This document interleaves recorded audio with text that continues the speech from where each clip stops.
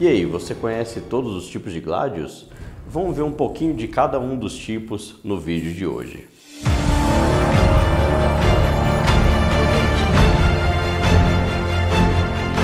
E aí galera, beleza? Aqui é o Johnny, bem-vindo à Academia da Espada. E se você gosta desse tipo de assunto, você gosta de espadas em geral, já se inscreve aí, deixa o like, essa coisa toda que você já sabe como fazer. Bem, hoje então a gente vai falar mais uma vez sobre Gladius, a icônica espada do Império Romano, tá? Mas que também na verdade começou na República, né? E é absolutamente icônica, mas não é a única espada do Império Romano, tá? Mas é a que a gente vai focar aqui hoje, né? E depois talvez a gente tenha vídeos sobre as outras, tá? Sobre as espadas que vieram antes da Gladius e depois dela. Bem, esse não é um vídeo sobre origem nem nada do tipo. Já fiz vídeo sobre Gladius aqui no canal, então, né, se vocês querem saber um pouco mais, tem outros vídeos e a gente ainda vai se aprofundar mais ainda nelas, tá? Ao longo do tempo, ao longo dos próximos vídeos. Então talvez a maioria de vocês já saibam que as Gladius se dividem em 4 grupos principais, ou 4 tipos de Gladius, tá? A gente não tem exatamente uma tipologia super rica como a gente tem da Idade Média, né? Da tipologia do Oakeshott, mas a gente tem, talvez dê para chamar de tipologia, tá? Nós temos 4 tipos de Gladius. E antes da gente falar sobre cada um desses tipos, eu quero saber, alguém sabe, vamos ver se o pessoal realmente sabe. Quem pode me dizer qual tipo de Gladius é esse aqui, ó? Tá? Só de olhar. E aí, será que vocês já sabem? Tá, esse aqui é bem fácil, tá? É bem icônico. Mas então, a gente tem 4 tipos básicos. O tipo Hispaniensis, o tipo Mainz, o tipo Fulham e o tipo Pompeia, o tipo de Pompeia. Tá, e a Gladius Hispaniensis é o tipo original de Gladio, né? Ele é, então, mais antigo, é o primeiro. Ele realmente surge na região da Espanha, então por isso que vem esse nome. E ela surge lá independente dos romanos, mas os romanos adotam essa espada para eles mesmos. Esse é o tipo que é também geralmente o mais pesado e o maior entre os Gladius. E o período de utilização dele, o que ele esteve em uso de um modo geral, é no período ali mais ou menos de 216 a.C. até 20 a.C. É claro que isso é sempre uma estimativa, tá? Porque, por exemplo, você poderia estar em 20 a.C., você não simplesmente iria...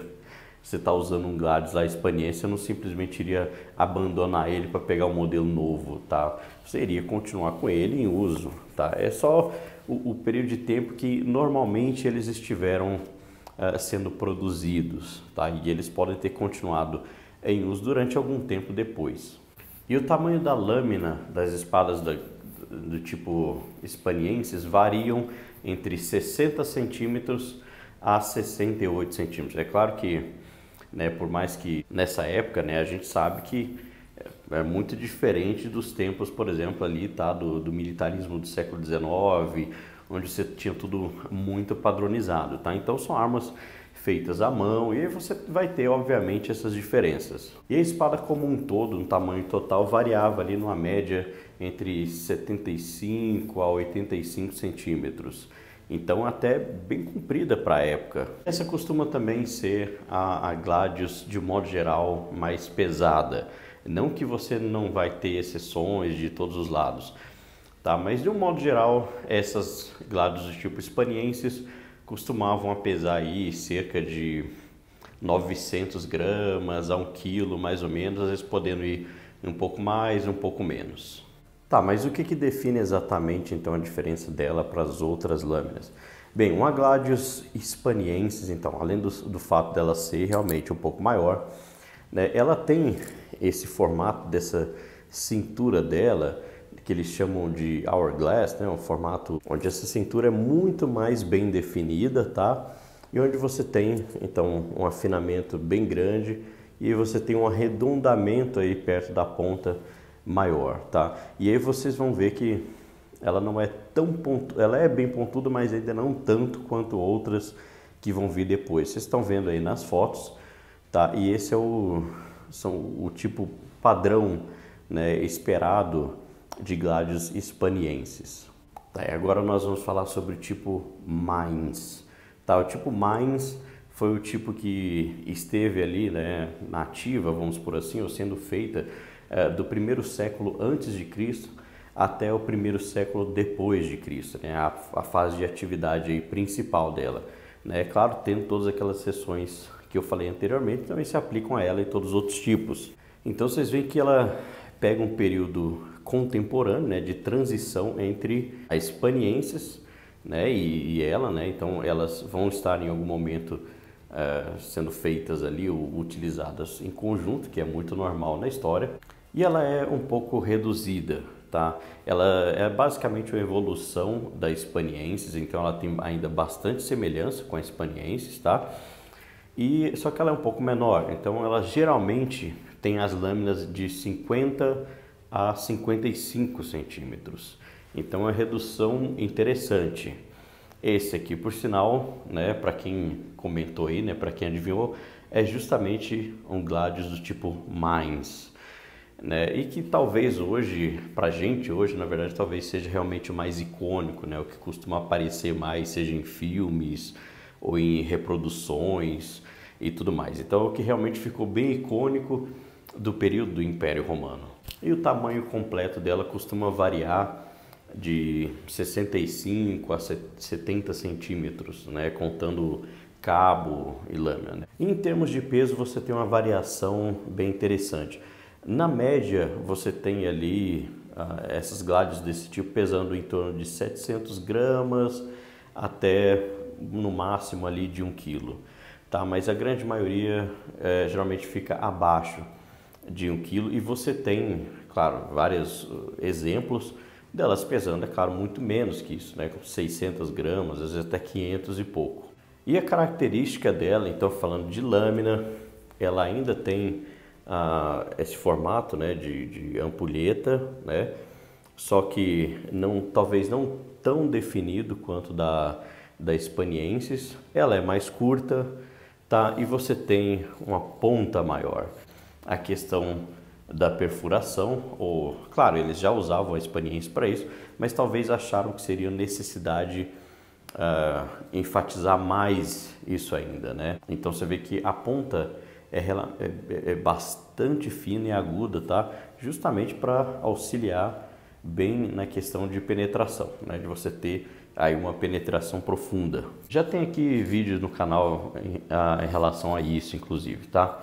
E a Mainz recebe esse nome porque ela foi achada, tá, em Mainz, na Alemanha, e talvez fosse mais utilizada lá, tá? Mas ela depois, primeiramente ela foi achada lá, tá? Mas depois ela vai aparecer em vários outros lugares e aparentemente ela também foi muito utilizada.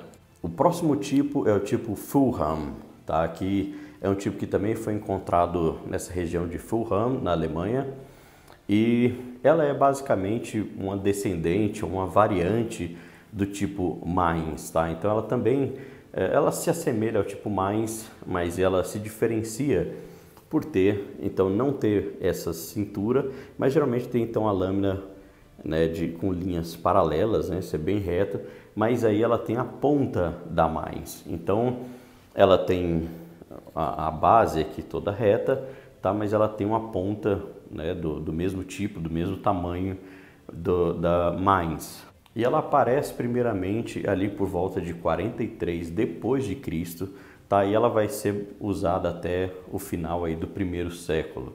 Então ela talvez seja uma das que aparece menos, de que tem menos variação e de que ficou sendo utilizada ou produzida durante menos tempo. E as outras características dela são muito próximas da Mainz, tá? Então com a lâmina de 50 a 55 centímetros, com a espada total de 65 a 70 centímetros. E o peso também costuma ser muito próximo, então são tipos muito próximos. Então você costuma também ter elas na casa aí de 700 gramas, por exemplo, podendo ser um pouco mais, um pouco menos, né? E podendo chegar até ali no máximo de 1 quilo, tá?